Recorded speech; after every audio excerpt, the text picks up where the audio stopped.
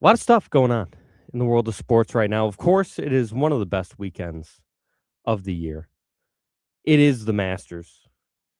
It is Augusta weekend. And wouldn't you know it? No Jim, no Josh. Josh had a party to go to. Wouldn't you know it, but holding a 6-shot lead going into today at Augusta, the reigning Masters champion, Rory McIlroy. Freddie Couples had a quote earlier this week where he said, this guy, now that he's got one, he might never lose again. And Freddie Couples might be right. This is quite the performance that Rory has been putting on this weekend. I haven't been able to catch as much of it as I would like. Now, keep in mind, I have watched a fair amount. I will certainly be watching it most of the day today. Jim, I'm glad you mentioned that stat. I was about to bring it up about Rory McIlroy. The most amazing thing about what he's doing today or this weekend is he is second to last in driving accuracy for the tournament. 90th out of 91 players in driving accuracy. And if I remember correctly, the guy who finished 91st was Davis Riley, who shot 82-81 and missed the weekend, obviously. So what he's doing right now with his irons, with his putting, with his wedges is unbelievable. It really is a sight to behold. So Rory looking to defend his title. There's two guys 6 strokes behind him, Patrick Reed and Sam Burns. They're 6 under. Sam Burns is the one who will be playing with Rory today. Might have to wait until tomorrow to get that Rory Patrick Reed final pairing, which would be a lot of fun. Tommy Fleetwood and Justin Rose and Shane Lowry, all 5 under par. Justin Rose, when's this guy going to win a Masters, huh? He's got to do it eventually. His recent track record at Augusta without winning is unbelievable. He's 5 under. He went 70-69 to get to the weekend. So 3 of them are tied for 4th. Tyrrell Hatton, Cameron Young, Wyndham Clark, Christopher Raitan, Haotong Li, and Jason Day all tied for 7th at 4 under par. Featured groups and Amen Corner are already on Paramount Plus. Might have to check that out. I've got Paramount Plus. So I might have to log into that and keep that on while we're doing the show today. Or actually, I can probably just go. Masters.com still doing it for the weekend? They're doing featured groups? Bang. Keep this up while I'm doing the show today. Noon Paramount Extra coverage. Gotcha. I would like... Hello? There we go. I just got it up on my computer in here so we can watch a little bit of the action. First major of the year. Really feels like golf season. My other job, Bellevue Country Club, we just opened up yesterday. So it really is golf season now. We had our opening day yesterday. Walkers only, not allowing carts just yet. Still a lot of work to be done on the golf course before we can get carts out. But grounds crew did a phenomenal job. That course was pure yesterday. Like, if I didn't know better, I would have said that it was like July when I looked out at that golf course yesterday. It was absolutely beautiful at Bellevue Country Club yesterday. Not quite Augusta-like. Not quite. But certainly was looking great out there yesterday. I'm sure it is today as well. Rahm 1 under through 7 for the day. They just showed him on the featured groups here that I brought up on masters.com. It's always one of the great websites in the world. Same with the app, the Masters app, Masters website. They're fantastic. Just watch it. It's on ESPN too, like on ESPN.com. They've got the Masters up. So it's a beautiful thing. Big weekend for Syracuse. Two lacrosse games and the spring football game today. A triple header at the JMA Wireless Dome. We've got women's lacrosse, then men's lacrosse, and then the spring football game. Obviously, a lot of stuff going on in the world of sports. Um, it is We're getting ready for the NFL draft, which I don't really care about, but just throwing it out there that we are in fact getting ready for the NFL draft. It's transfer portal season for basketball players. Syracuse has already gotten a couple of commits from Siena, which are not surprising. Gavin Doty, the big one, the one that we thought we were going to get from Siena, so that's a lot of fun.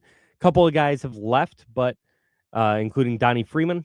Donnie Freeman entered the transfer portal, but we're keeping Sadiq White, keeping Kai and Anthony. Nate George entered the portal as well. So a few guys leaving, a few guys coming in, as is the nature of current day college basketball. We're going to take a timeout. Full disclosure, I got here like 4 minutes before the show started, is when I pulled up. So I was not fully ready to start the show. The door's still open to the studio. So we're going to take a timeout. I'm going to get my bearings a little bit better here, and we'll be back in just a second here on Outside the Box Score, your home for local sports in Syracuse on the Score 1260. Central New York, do not over.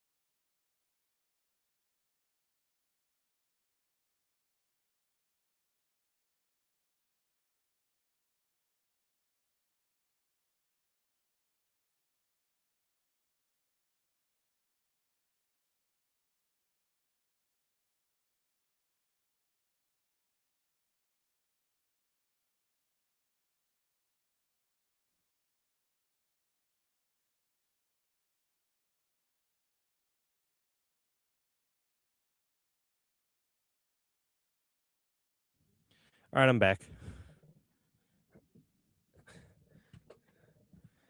No headphones for me today.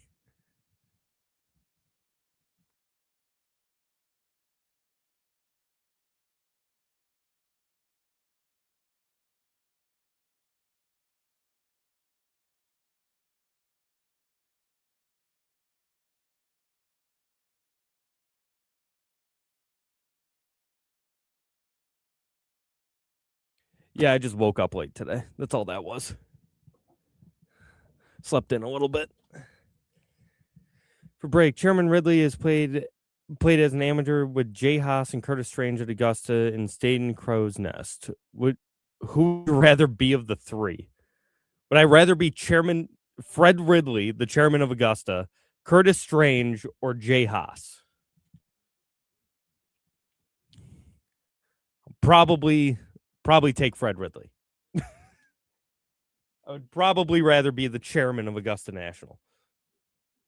Also, I've got this. I'm a mess today. I've got this box behind me that I just. The main problem was I got a new webcam. It's the same as the other one. I just wanted a second one so I can keep one at home, hooked up to my computer, and I didn't unpack it, and so I got here and I was just trying to rip through bubble wrap to open up this webcam.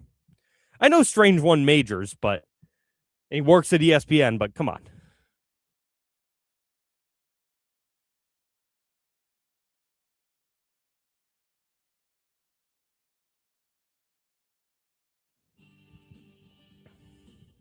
And we're back.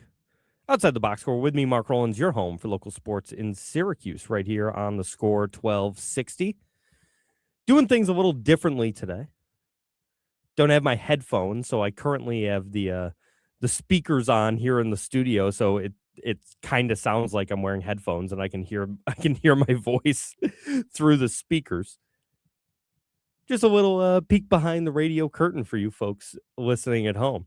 I got asked during the break, who would I rather be? Because chairman of Augusta National, Fred Ridley, played as an amateur, stayed in the Crow's Nest, had played in the Masters. He played with Jay Haas and Curtis Strange. He was paired with. He asked, and Jim asked, who I would rather be out of those three: chairman of Augusta National, Fred Ridley, or a good golfer. Now, Curtis Strange, former U.S. Open champion at Oak Hill, great career, currently a broadcaster at ESPN. Does the Masters. Jay Haas, also a very good golfer. Yeah, give me Chairman Fred Ridley any day of the week. Are you kidding me? I can just play Augusta. Not even just to play Augusta. I can just hang out at Augusta National. Yeah, I'll take that any day of the week. Interesting hypothetical, but I just the idea of spending any time on those hallowed grounds, something that I've been trying to do for a decade, and I've yet to win the lottery. And Jim said Ridley probably isn't poor. No, he's like a CEO of like a hedge fund or something too. Like he makes a ton of money as well as being the chairman of Augusta National Golf Club.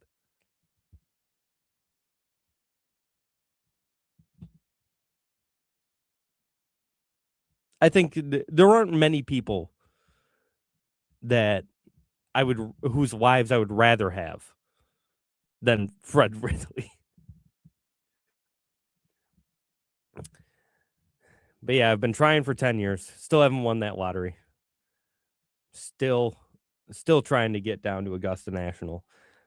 Friends of the show, the Burke family, they were down on Monday. I got a phone call from one of the courtesy phones at Augusta. So I now have Augusta National in the contacts of my phone. Pretty good. I have a contact in my phone that says Augusta National, and it's actually Augusta National. It's a courtesy phone. But hey, I'll take it. But I was talking to Tommy Burke yesterday, and he said to me, everyone talks about before you go to Augusta how you have never been anywhere like Augusta, and you will be blown away by everything that Augusta has to offer. And they were right. He said it was unlike anything he's ever seen before. He said it was just the beauty, the presence of everything around Augusta truly is unmatched. And I thought that was pretty cool.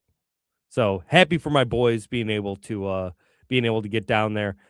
I do have, and I will be wearing when I eventually receive it, um, a hat and a pin flag coming my way from Augusta. Pat asked if I wanted anything from the pro shop. The answer was, of course. So I do have merch from the 2026 Masters coming my way, which is very fun. I found I'm a big pin flag guy. You know, the ones that they keep like in the plastic and then you can have them framed or whatever. I got one when I was at the Ryder Cup this past September down at Bethpage Black, and that's currently hanging on my wall. They're a lot of fun. They're cool. It's a cool thing to have on the wall. Is a little bit of stolen valor because I didn't go to Augusta. Yes. Yes, it is. But I also don't care. Because I know when I do eventually go down there, and I will go down there. I know when I eventually go down there, I am going to spend an obscene amount of money in that pro shop. It'll be bad how much money I spend in the Augusta Pro. I mean, I'm talking polos, hats, not a gnome. They're not doing the gnome anymore. This is the last year of the gnome, and I'm fine with that. I don't need the gnome. I think the gnome is ridiculous. The fact that the resale, some of these gnomes are going for like $10,000. It's absolutely obscene. It's a garden gnome.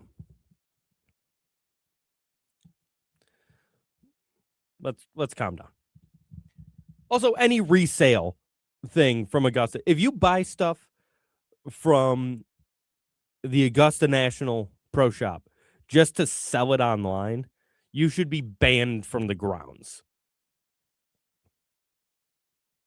What is wrong with you?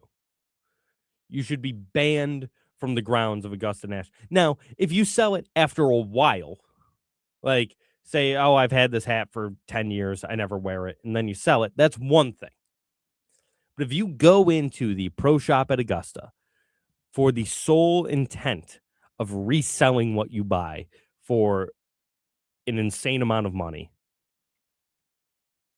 you should be banned from the grounds. Jim said, don't buy tickets off secondary market. That is also same thing. The people that resell tickets, and I know that Augusta cracks down on that a lot. So that's a little different because they will actually be banned. But it's just, it annoys me when I see how expensive things from Augusta are.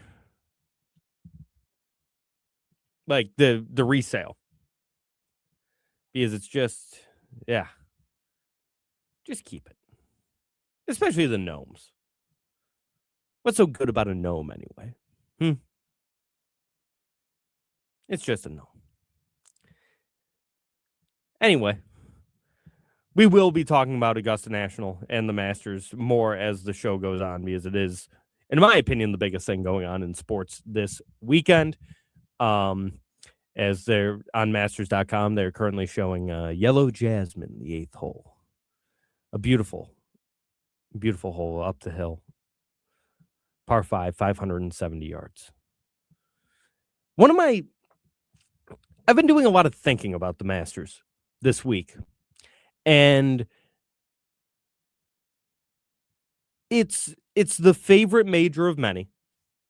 Jim included in the chat, I know. And I have always said that my favorite major is the US Open for the test of golf that it is. When the US Open is at its best. Like a US Open at Pinehurst or a US Open at Pebble Beach. If they can give Pebble its teeth back, which I'm hoping they do, or Torrey Pines. I've always said that the US Open is my favorite major for the golf itself, for the winner being 2 under par. Or like we saw last year, 1 under par when JJ Spawn won the US Open. And Jim says, like Augusta couldn't be a true test if they grew rough. Yes, I understand. that Augusta is an incredibly tough golf course. And I'm not saying that it is not a true test. I'm just saying that I like watching the best players in the world play the hardest golf tournament in the world. That is why I like the US Open. But the Masters feels like a different beast than any of the other majors. And there are people out there that say the Open Championship is their favorite because it's the oldest and has, you know, just as much, if not more, tradition than Augusta, which is true to an extent, strictly given the age. I would disagree, but there are people who say that. And then there's the PGA Championship, easily the fourth major. People talk about the players being the fifth major. Yeah, that's fine. But we all know what the fourth major is. It's the PGA Championship. I wouldn't be upset if instead of making the players an official fifth major, if they just replaced the PGA with the players. Um, because it's cool. The PGA is cool. I like seeing the PGA of America guys that are able to get in. We had one on this show a couple of years ago from Rochester. So that's cool. There are good things about every major, but the Masters just feels like a different animal because a lot of times the golf is kind of secondary for a lot of people. While there is great golf being played and it is one of the best fields in the world, you've got great amateurs, which I can't believe none of them made the cut. So no low amateur this year, which is a shame because none of them made the cut. But you've got the awesome field with the past champions and the amateurs and the great tradition of the reigning Masters champion, the reigning Players champion, and the reigning USAM playing together in the first round. That's great, but the golf feels secondary to the golf course, to the grounds. And Jim said a great point. You know every hole by heart watching the Masters. Yeah, I know every hole at Augusta National. I was just 2 days ago.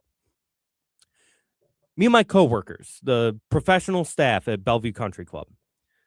4 out of the 5 of us, I should say, because we got a new assistant. His name is Brad. He's great. Love you. Love Brad. Love working with him.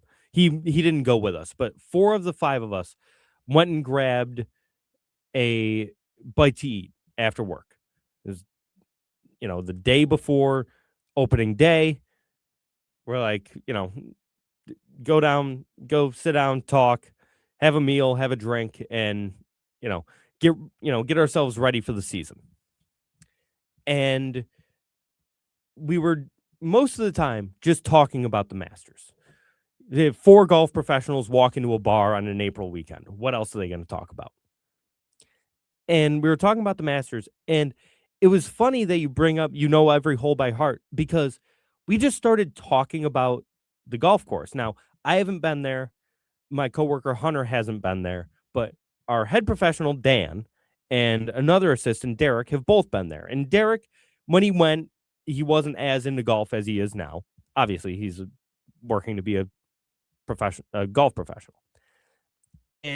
But so he didn't remember as much, but Dan, Hunter, and I just talking about the course, the layout. We just went hole by hole and we knew every single hole. Like it was like we were talking about the third hole and the eighth hole and some of them we even know the names. Like the names of Amen Corner. Which is something that I need to commit myself to learning every name by heart because I don't know every name of the holes by heart yet. But I that's something that I want to do. Um, and it's just you know so much about it even if you haven't been. You know the tradition, you know that the Ams stay in the crow's nest. You know Butler Cabin. You know all of it. Over under mark shooting 117.5 from the pro tees. Over. I am an 8 handicap. I am not a scratch golfer. I am not a plus handicap. I am an 8 handicap, which means that I can go out and shoot in the 70s every once in a while, but I can also put up an 88. Done it many times. I was 11 over in my first round of the year last week at an easy golf course. And so I would shoot probably and this is something that we talked about. Tournament conditions. Again, you get 4 golf professionals, talking about the Masters, and of course this is going to come up. I'm the Out of the 4 of us that were there, I'm pretty comfortably the 3rd best player. I Pretty easily. I would say our first assistant, Hunter, right now is the best player, who I'm going to be caddying for in his US Open qualifying, which is a lot of fun. We just talked about that yesterday. It's at Greystone in Rochester, which is an awesome track. A track I've played before, and I'm going to be on the bag for him. So if he makes it through and eventually finds a way to qualify for the US Open, you might see me on TV because I'm certainly not letting anyone else caddy for him at the US Open. And so Hunter's pretty comfortably, or I wouldn't say comfortably, but I would say he's the best player out of the 4 of us that were there. Then it's Dan, the head pro. Then it's me, and then it's Derek. Because Derek's pretty new to the game. And I just yeah, I don't think I would break 120. I really don't. Dan said if under tournament conditions, he would struggle to break 90. Under tournament conditions. And he's been there. And he's watched the most Masters out of all of us. And he knows that course better than any of us. He was like, yeah, I think 90 would be a good score. The guy's a 1 handicap. The guy's a head golf professional. He said, remove the fans, all that stuff, give him some practice, a week of playing the course leading up to it. He said he thinks he could break 80. But just going out there for the first time and playing it, yeah, 90 would be a good score for him. So, no, I don't think I'm shooting better than a 117.5, especially because my main struggle is off the tee. First of all, I'm not super long. If I hit a drive, if I carry a drive 255, 260, I'm happy. I nuked it. So, if you're me and you're averaging probably 265 yards total off the tee, that's tough because the course is long. So that's not going to help me. But I also am not very accurate with my driver. I'm not a good driver of the golf ball. It's always been my bugaboo, and I worked really hard on it in the winter. So hopefully it gets better. But I played my first round last week, and I still was not a good driver of the golf ball. Actually, it was worse than anything I did over the winter. So I don't know what's going on. That would be huge for me. I'm an okay iron player.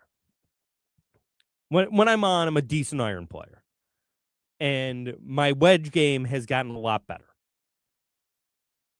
So I think iron play, I would be okay. I would like to think that my wedge game would be okay. But I know what those greens are like. And I know that on a lot of them, you probably can't see the hole. You'll be able to see the flag, but if you leave yourself in the wrong spot, you will be short-sighted a lot. So the wedge game is going to be tough, and then obviously those greens are brutal. Jim asked if I would five putt. I don't know if I would five putt. That's a lot of putts. I don't know if I would five putt. I would put myself down for at least one four putt, and I'm a decent putter. Like when I'm on, I'm a decent putter, and I don't think I would five putt, but I think I would definitely four putt, at least one, at least one, probably like four. Yeah, I'm not breaking 120 at Augusta. I got to take a timeout. We'll come back. More to talk about here on Outside the Box, where you're home for local sports in Syracuse on the Score 1260.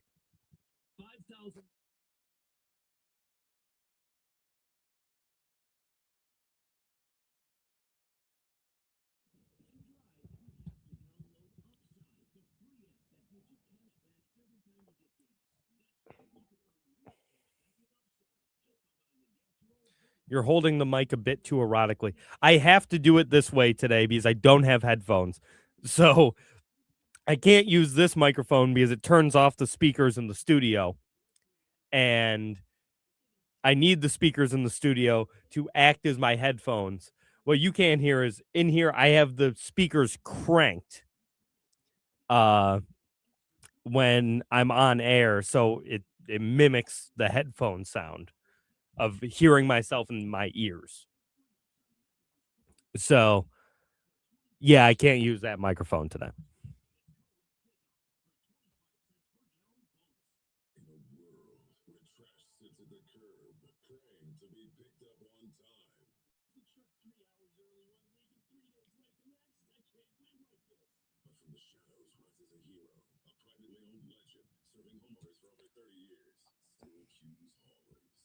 Pat, I was talking to your brother yesterday about Augusta. He said it was amazing.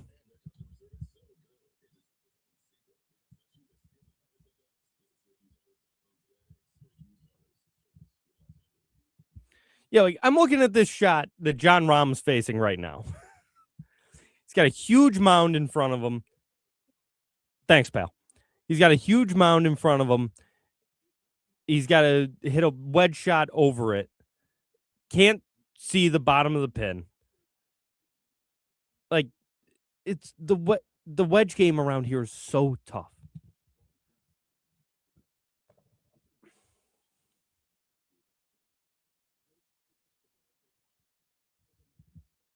Oh, and he went long. Oh man, he missed the green. Now I'm trying to remember. I think the hypothetical last year was, would I break par if I started every hole from 100 yards out? I think that was the hypothetical that we did last year.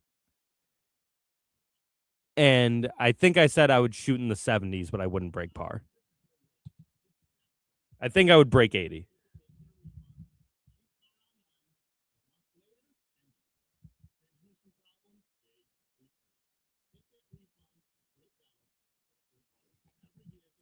And death, taxes, Jordan Spieth going into the trees off the tee on the weekend. I love Jordan Spieth. Is Jordan Spieth the most entertaining golfer to watch for all the wrong reasons? He might be. He's just guaranteed on the weekend to miss a million fairways. And then he has these awesome conversations with his caddy, and I just love watching him.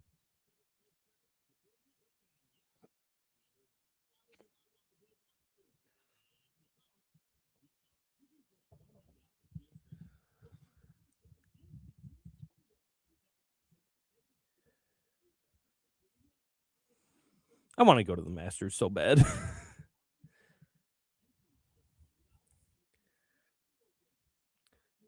Might be coming up here pretty soon. I might try to make it to the US Open.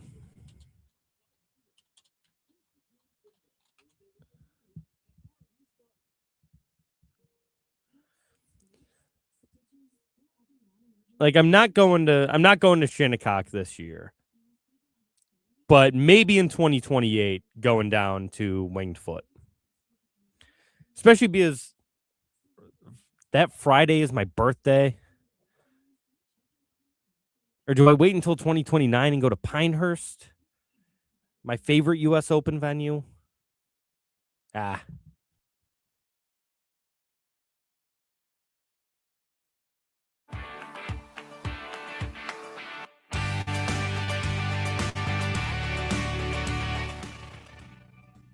And we're back outside the box score with me, Mark Rowlands, your home for local sports in Syracuse, right here on the score 1260. Just looking, am I the only one that thinks it's insane that we know where the 2051 US Open is going to be? I was just looking at future US Open sites. So it's at Shinnecock this year, which is awesome. I love Shinnecock. Winning score there might be 4 over par. um Pebble next year, and then Winged Foot in 2028. So New York will have a major twice in the next 2 years, which is really cool. When does it come back? It comes back to Shinnecock in 2036. And is there another Winged Foot on the? No, there's not another Winged Foot. So it'll probably come back to Winged Foot too. Um, yeah, winning score at the U.S. Open this year might be 4 over par at Shinnecock, and I can't wait. Anyway, we've done a lot of golf talk here on the show thus far, and yes, Jim, I did sleep in. Major League Baseball in action today.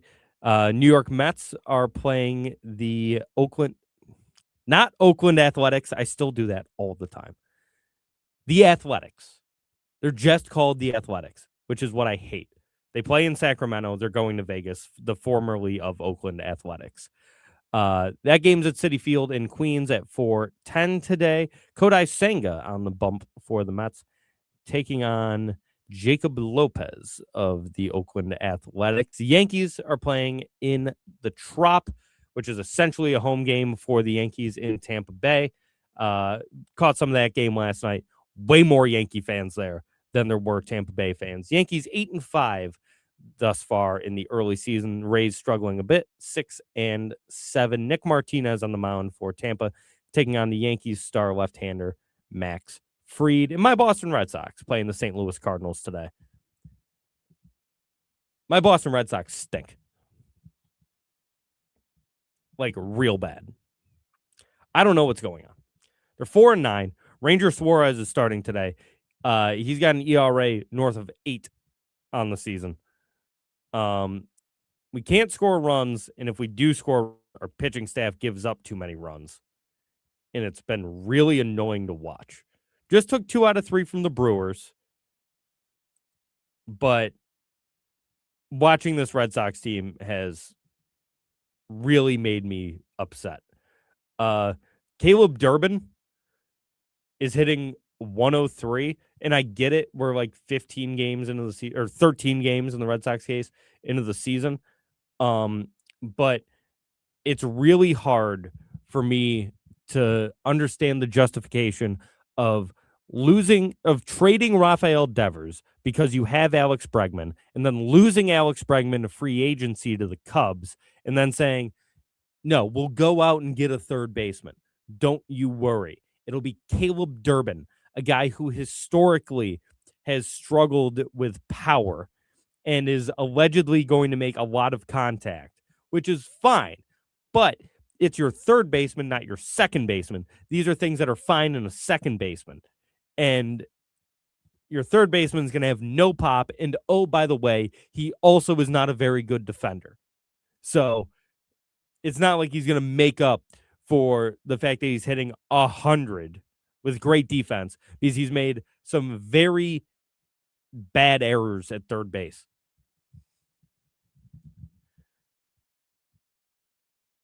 I really want John Henry and Fenway Sports Group to sell the team.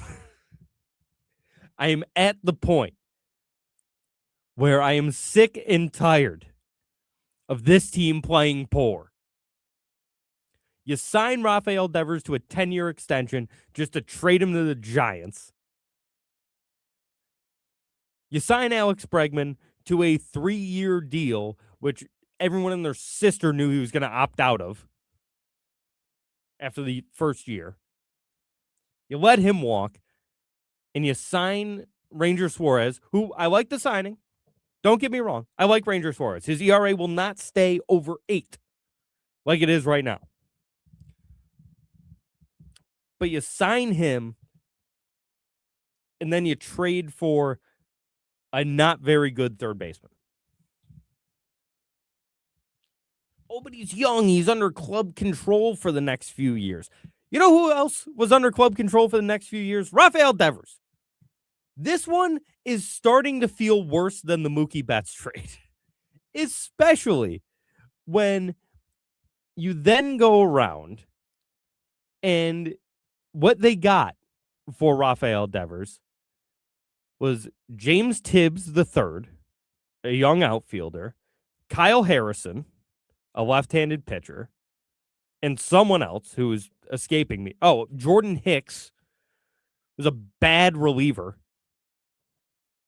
And none of those guys are on the team anymore. They're not in the organization because they then immediately turned around James Tibbs and traded him to the Dodgers for Dustin May be terrible, which he is.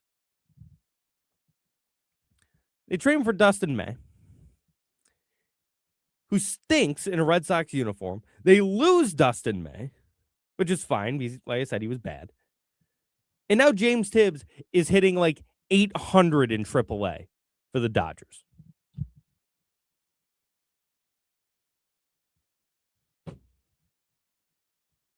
Even the prospects the one prospect that you got that was somewhat exciting in the Rafael Devers trade, you turn around and ship him to the best team in baseball for a terrible relief pitcher.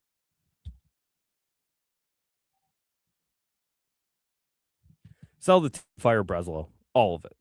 I just can't get behind how this team is operating. You are the Boston Red Sox.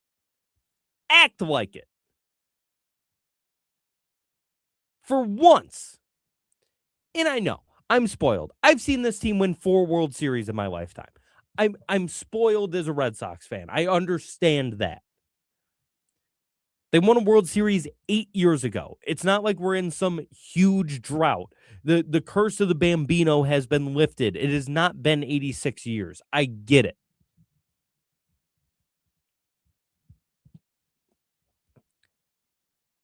But do something. You got Trevor Story eating up all this money for him to play a terrible shortstop and hit 140 thus far in the season. You've got the young guys who I really like. Roman Anthony, he's good, but he can't play left field. He can't throw. He can hit, but he's already looking like he's got to be a full-time DH. Jarren Duran, you don't trade in the offseason. He's hitting under the Mendoza line. Wilyer Abreu is the only one on this team hitting. And say Don Rafael, I guess. But it blows my mind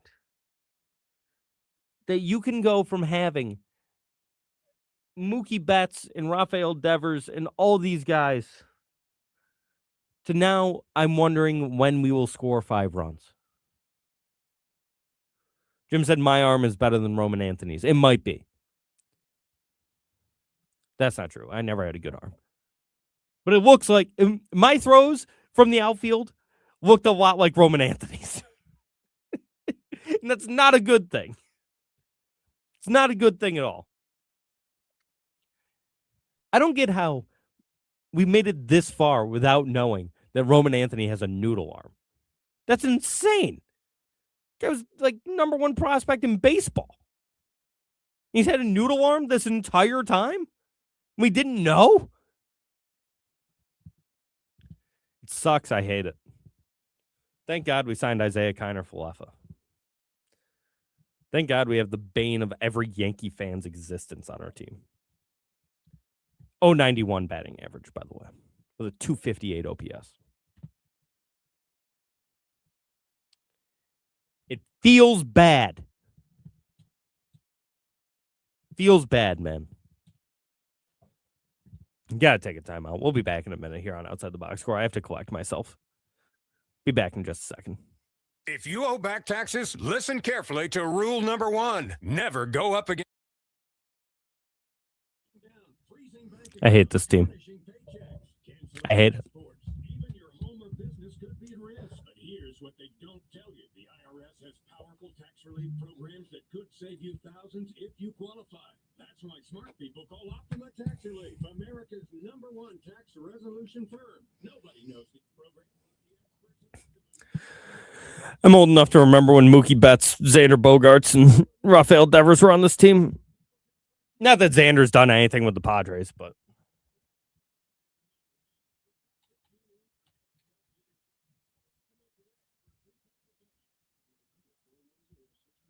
should have just stayed in Boston.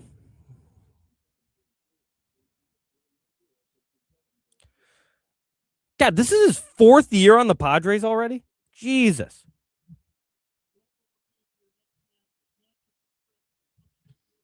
I can't believe it's already been 4 years of Xander in San Diego.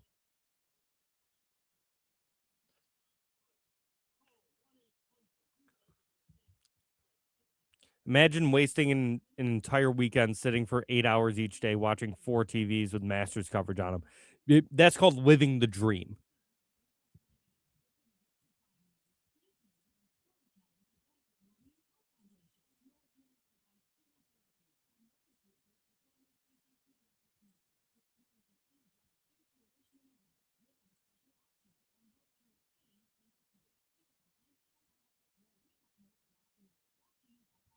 Yeah, you are living the dream, Jim.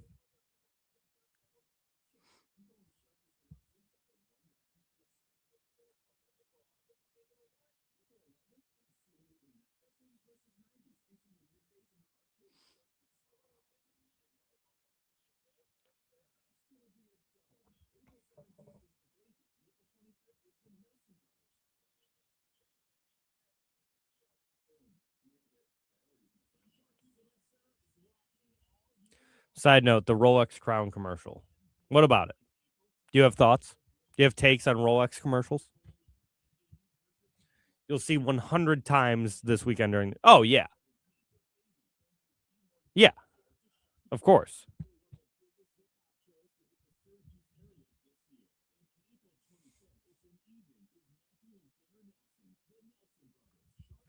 Pat, you have takes? Call in with takes. You know the number 315-671-1260. Just keep it radio appropriate.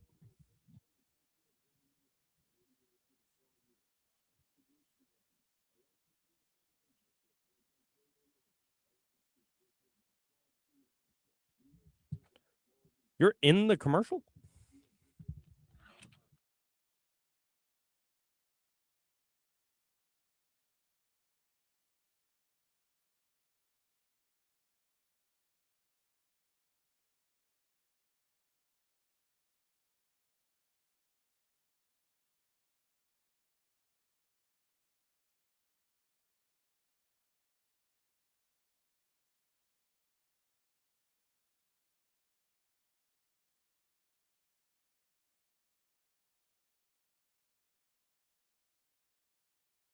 It's Pat.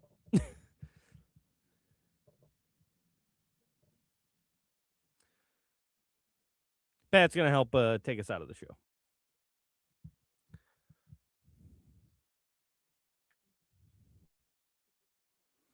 Well, Jim, now I'm going to go frame by frame in this Masters in the Rolex commercial to see if I can find you.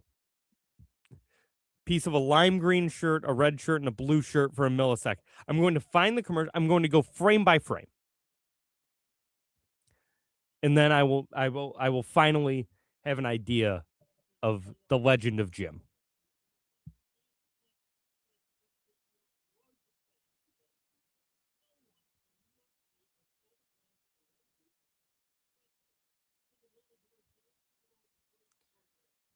You want the Instagram link it was taken from? Sure. DM me on Twitter, the Instagram link.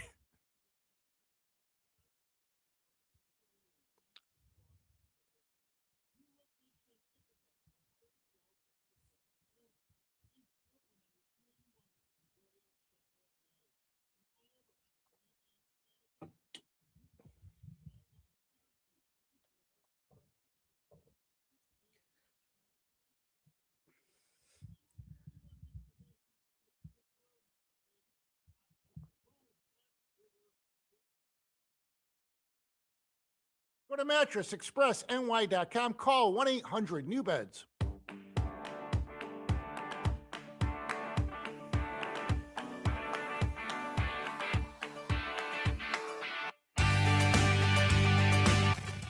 And we're back outside the box score with me, Mark Rowlands, your home for local sports in Syracuse, right here on the Score 1260. Going to jump on over to the phone lines. Most recently, a patron at Augusta National. We've got Pat Burke calling in. Pat, what's going on, buddy?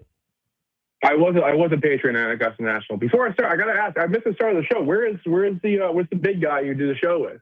He's got a birthday party or something today. He mentioned it last week. Birthday party. Yeah. Oh, did he? Yeah. I was in the air going to Augusta during the show last week, so I did miss last week. Admittedly. Yeah, he mentioned it last week. But yeah, he's got I think it's someone's birthday party. Interesting. Well, we all have our things. Yeah, it might be Dad. Like it's something like that. Like, no, is the dad not in the chat? That would make sense. Yeah, Dad's not in the chat, so that would make sense. You're losing the whole Bohem family. Yeah. That's half your viewers. Half of my viewers are the Bohem family. Half your viewers. Without the Burke family and the Bohem family, you're in trouble, brother. Oh, yeah. Yeah, big time. Big time trouble. But yes, Augusta National. I will say, this is a sports show. I will say, I've been pretty fortunate to go to a lot of really cool sporting events, living in New York. But Augusta is the one that, the Masters is the one thing I think is 100% worth all of the hype. Although I will say it is getting a little much. It was awesome. Yeah, I talked to your brother yesterday. Tommy came up to the club for our opening day. He played. And it was he described it as everyone tells you it's unlike anything you've ever seen, and you kind of don't believe it until you go, and then they're 100% right. Yeah, I've been pretty fortunate to pretty big golf events. I've been to a Ryder Cup. Yep. Went to the Ryder Cup at Bethpage. Also, I went to the PGA Championship at Oak Hill. Yep. I've been to a couple, and so it's I feel like I have a good lay of the land of how these events go. And this is unlike the actual logistics and the function of this is unlike anything else. You didn't wait in lines. The only line you'd wait in is for the pro shop. Other than that, everything was amazing. Everything was perfect. There's nothing out of place. Everybody was happy to be there. It's a really cool event. Yeah, and Straka. Sorry, do you have it on? Yeah. Straka just threw a dart. An absolute dart. Yeah, he put it to a foot. So the pro shop. I wanted to ask. Yes, let's get into that. I've heard. So I know people that have gone. Outside of you guys, and my head pro Dan said that it is the most well-run operation he's ever seen. Just the pro shop. There's a line, but it's also way quicker than you would think. The fact that they ship it to your house, all of it. He was amazed by the operation that is the Augusta Pro Shop. Yes. No, I think the actual operation of it is fantastic. It's it's fantastic. And just the selection, it's if you can think of any item, they slap Masters logo on it and you can buy it. Oh, I mean, if you really wanted to, you can spend. I admittedly, I was buying stuff for other people, but I ended up spending $1,300 while I was in there. Yep. So, that wasn't all mine, but it's super easy to do that. And I was only in there for 20 minutes. It is pretty overwhelming. Just a lot of people in there at one time. So, that's not really an operation thing. It's just everybody's just trying to get a million things at one time. You know what I mean? Mm-hmm. And it's if you really want to take a look through everything, it's going to take you an hour. It's a massive, massive spot. Yeah. I know. It's funny. We just had our bag room redone, and we this company came in and put new like bag shelving in, like rolling racks. And I was talking to the guys, and they're like, "Yeah, our company did the merchandise storage at Augusta."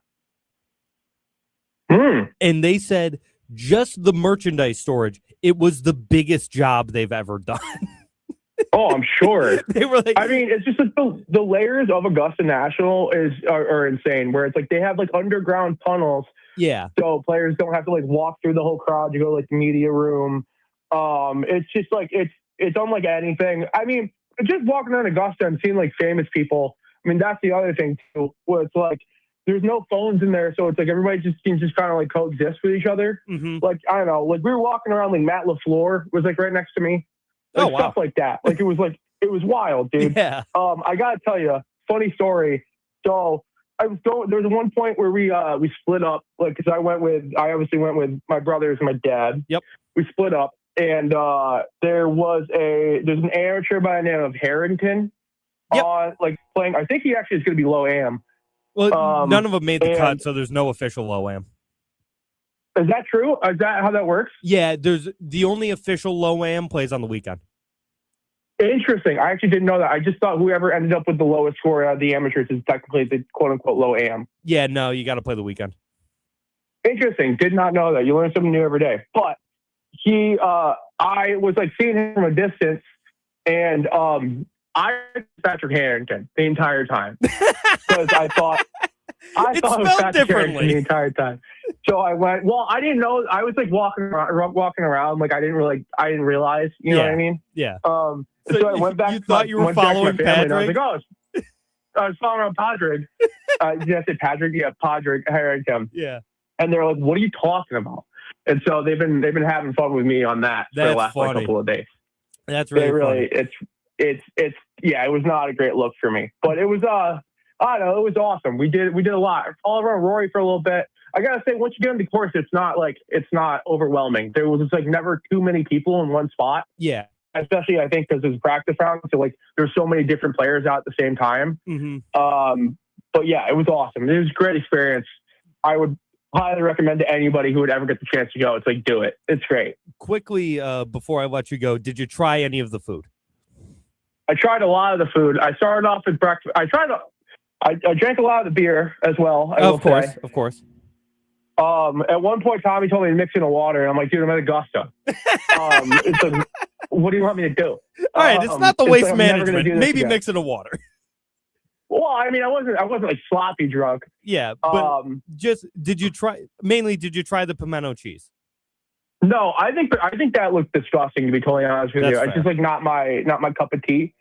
And it's not like a master's thing. I just like don't really like cheese sandwiches like that. Yeah. I had I started off with the sauce with the breakfast sandwich in the morning, so I got that, which was pretty good. It was just like egg and sausage on a biscuit, and then a bunch of barbecue sandwiches. And they have a candy bar this year that's really good. So, oh, interesting. That's my review. All right, well, Pat, thanks for finishing the show. Yeah, for sure, brother. There he is, Pat Burke, chiming in about his time at Augusta. We'll be back next week, same time, same channel, 11 a.m. right here on the Score 1260. We'll see you then. Peace. Listen on radio, smart speakers, and our free mobile app, WSKO Syracuse. A Cumulus